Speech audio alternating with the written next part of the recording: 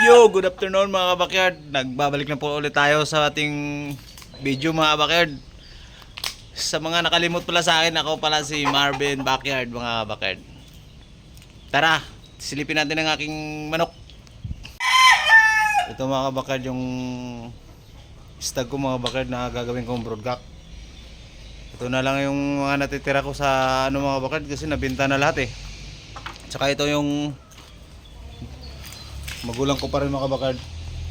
Ito na lang natitira isa, yung talisayin. Yung pumpkin ko mga kabakard, nabenta ko na mga kabakard.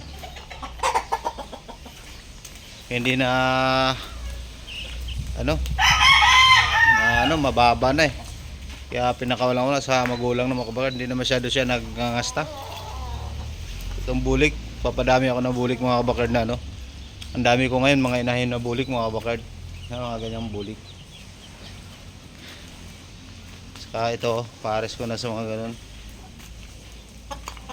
Hindi na natin naabutan yung ating mga stag na nabenta mga kabakard. Ngayon lang ulit tayo makapag-vlog mga kabakard kasi yan, wala tayong project. Ito yung broodcock ko ngayon. Papadamihin ko mga kabakard. Hini po siya mga kabakard, hini. Ayan o. Bolik.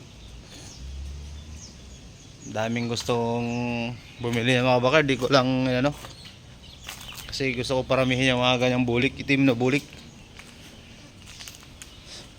Yung mga sisiyo pinapakawalan ko na rin mga bakar daw. Ayun sila mga bakar. Dahil busy nga, ayan yung puti natin mga bakar daw. Dahil busy nga ngayon lang ulit tayo mga bakar, wag na December walang project kaya balik muna tayo sa vlog mga bakard.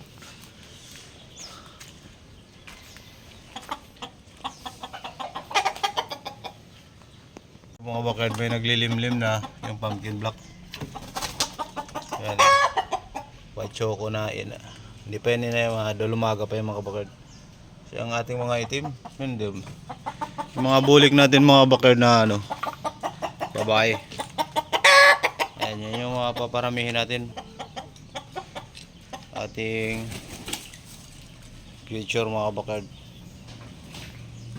Ayun, wala na ang mga manok mga kabakard pinagbebenta ko na kasi wala kaming project mga kabakard.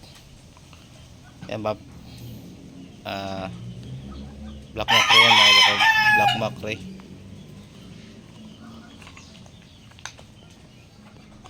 Ito yung nanay niya mga kabakard yan. Yan yung nanay. Tahimik lang ating, medyo magulo pa yung ating backyard. Dito na lang yan na lang yung lalaki at saka ito. Naubos na yung mga nakaraan mga backyard, yung mga puti. Sa huli kong vlog nung sisipos lang sila, nagbibenta ko na. Ayan. Yun mga bakard, may oras tayo mag-vlog mga bakard, kaya balik muna tayo sa ating pag-aalaga ng manok. Araw-araw na ulit tayo mag-vlog mga bakard. Sa mga hindi pa pala nakasubscribe dyan, please subscribe my YouTube channel mga bakard. Sa mga subscriber ko dyan, maraming salamat sa mga kabakard. Kita-kits tayo ulit.